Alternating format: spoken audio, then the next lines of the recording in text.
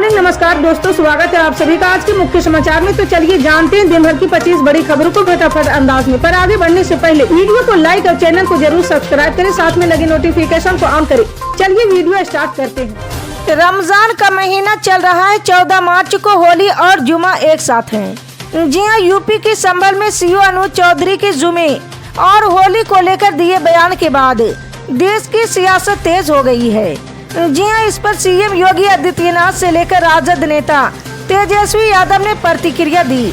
हालांकि होली को लेकर कई जगहों पर जुमे की नमाज के समय में भी बदलाव किया गया है। जी हाँ, संभल सीओ अनुज चौधरी ने कहा था कि मुस्लिम ईद का बेसब्री से इंतजार करते उसी प्रकार हिंदू भी होली का इंतजार करते हैं। 14 मार्च को होली है और उसी दिन जुमे की नमाज भी होगी। उन्होंने आगे कहा है कि साल में एक दिन होली का दिन आता है, जबकि जुमा साल में 52 बार आता है।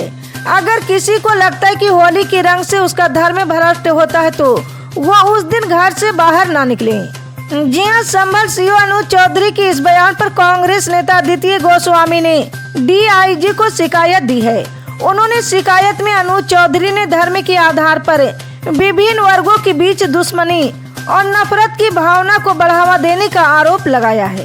जी हाँ, वहीं जन सुराज के संस्थापक प्रशांत किशोर ने बीजेपी विधायक के बयान पर पलटवार करते हुए कहा कि क्या बीजेपी विधायक के बाप का राज है।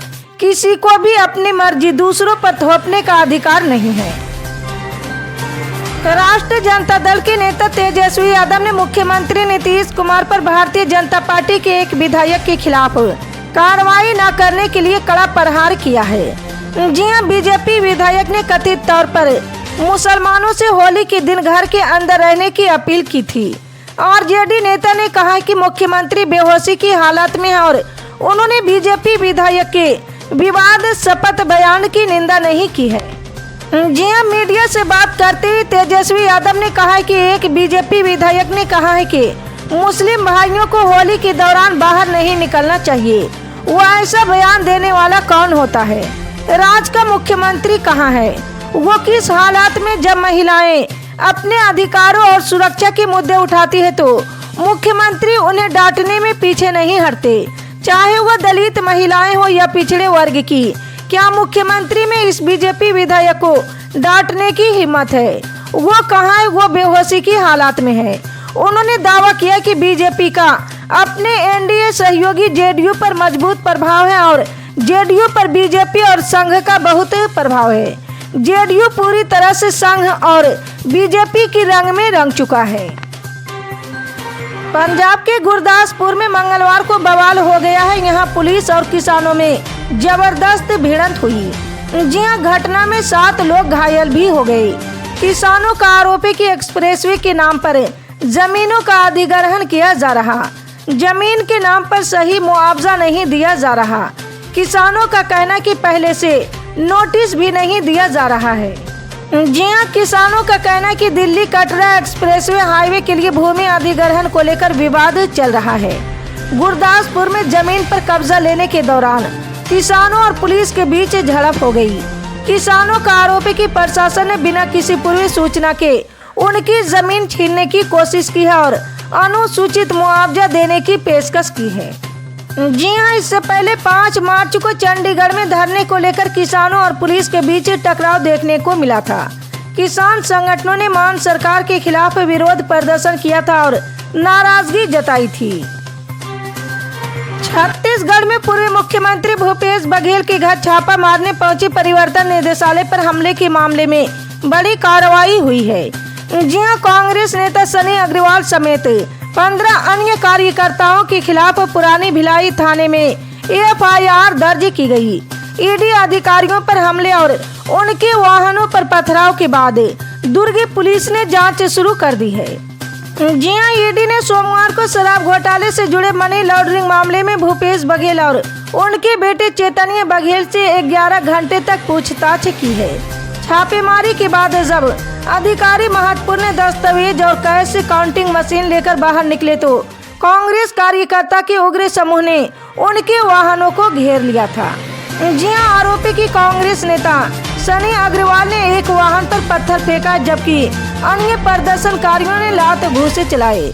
दुर्ग पुलिस अधीक्षक जितेंद्र शुक्ला ने बताया कि ईडी से शिकायत मिली है कि प्रदर्शनकारियों ने वाहनों को रोकने की कोशिश की और पथराव किया, जिससे एक वाहन की खिड़की का शीशा टूट गया। मामला दर्ज कर कार्रवाई शुरू की गई है। महाराष्ट्र में होली से पहले झटका और हलाल मीट को लेकर नई सियासत सुलग गई है। महाराष्ट्र के मत्स्य पालन मंत्री नीतीश राणे ने ऐलान किया है कि अब मटन के अलग अलग सर्टिफिकेट दिए जाएंगे। जी हां, राणे ने साफ किया कि हिंदू दुकानदारों को झटका मटन का सर्टिफिकेट दिया जाएगा। ये दुकानें केवल हिंदू विक्रेता ही चलाएंगे, यानी हिंदू बेहिचक इन दुकानों से मटन खरीद पाएंगे। इन दुकानों में शुद्धता की पूरी गारंटी होगी। जी हां, मंत्री नीतीश राणे ने हलाल के मुकाबले मल्हार का राग तो छेड़ दिया है, लेकिन इस राग में उनके साथ ही दूरी बना रहे। जी हां, ना तो बीजेपी ने इसे अपना समर्थन दिया है और ना ही अजीत पवार की एनसीपी नेता।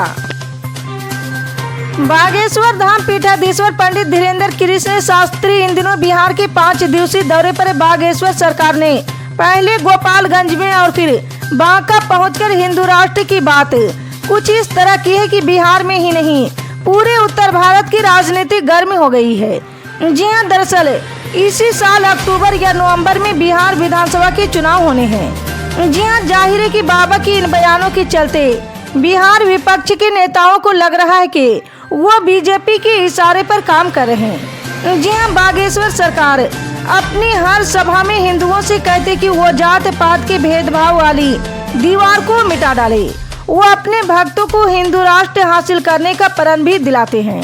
जी हां, जाहिर है कि विपक्ष को बाबा की ये बातें नागवार लग रही, पर बाबा की इस बात में कितना दम है कि हिंदू राष्ट्र की मांग सबसे पहले बिहार से उठेगी। नौकरी के बदले जमीन घोटाला में बिहार के पूर्व मुख्यमंत्री लालू यादव के परिवार को बड़ी राहत मिली है। जी हां, दिल्ली की राउज एवेन्यू कोर्ट ने तेज प्रताप यादव और हेमा यादव समेत अन्य आरोपियों को जमानत दे दी है। कोर्ट ने 50,000 के निजी मुचलके पर सभी आरोपियों को जमानत दी। जी हां, बिहार के चर्चित लैंड फॉर जॉब मामले में कल 11 मार्च को दिल्ली की राउज एवेन्यू कोर्ट में सुनवाई हुई। लैंड फॉर जॉब से जुड़े सीबीआई की चार्जशीट मामले पर कोर्ट में सुनवाई हुई। कोर्ट ने आरजेडी सुप्रीमो लालू यादव के परिवार को बड़ी राहत देते हुए बड़े बेटे तेज प्रताप यादव और बेटी हेमा यादव समेत को जमानत दे दी। जी हां, दोनों को 50,000 रुपये की निजी मुचलके पर जमानत मिली है। समाजवादी पार्टी के सांसद धर्मेंद्र यादव ने कल मंगलवार को लोकसभा में सरकार से आग्रह किया है कि देश में पुरानी पेंशन योजना फिर से लागू की जाए, ताकि सरकारी कर्मचारियों और उनके परिवारों की भविष्य की सुरक्षा सुनिश्चित हो सके। उन्होंने सदन में शून्यकाल के दौरान ये विषय उठाया है। जी हां, उत्तर प्रदेश के आजमगढ़ से लोकसभा सदस्य ने आरोप लगाया कि वर्तमान पेंशन योजना के माध्यम से कर्मचारियों का शोषण किया जा रहा है। उनका कहना था कि सरकार ने एकीकृत पेंशन योजना लाने की घोषणा की है, लेकिन कर्मचारी आज भी आंदोलनरत हैं। जी हां, उन्होंने इस बात का उल्लेख किया कि सपा अध्यक्ष अखिलेश यादव ने कहा कि जब हमें प्रदेश और देश की सरकार में मौका मिलेगा तो पुरानी पेंशन योजना लागू की जाएगी। सपा सांसद ने कहा कि मेरी मांग है कि कर्मचारियों का शोषण बंद हो और पुरानी पेंशन योजना लागू की जाए। किसानों के विरोध के एक दिन बाद लासलगांव एपीएमसी में प्याज की नीलामी शुरू। होली में बढ़ सकती है प्याज की कीमत। महाराष्ट्र के नासिक में लासलगांव एपीएमसी में प्याज की नीलामी मंगलवार को फिर शुरू हुई है। जी हां, एक दिन पहले कीमतों में गिरावट के विरोध में किसानों ने कुछ समय के लिए नीलामी रोक दी थी। किसानों ने कीमतों में गिरावट के विरोध में पानी की टंकी पर चढ़कर विरोध प्रदर्शन किया था। प्रदर्शनकारियों ने सोमवार को मांग की कि प्याज पर 20% निर्यात शुल्क हटाया जाए। जी हां, उनका दावा है कि निर्यात शुल्क के कारण कीमतों में गिरावट हो रही है। 2025 में होने वाले बिहार विधानसभा चुनाव से पहले सरकार ने युवाओं के लिए नौकरी का पिटारा खोला है। जी हां, बिहार पुलिस में सिपाही के लिए फिर से बहाली होने जा रही। मंगलवार को आधिकारिक रूप से इसकी घोषणा की गई है। जी हां, बताया गया है कि 19,838 पदों पर सिपाही भर्ती के लिए परीक्षा होगी। केंद्रीय चयन पर्षद की ओर से विज्ञापन निकाला गया है।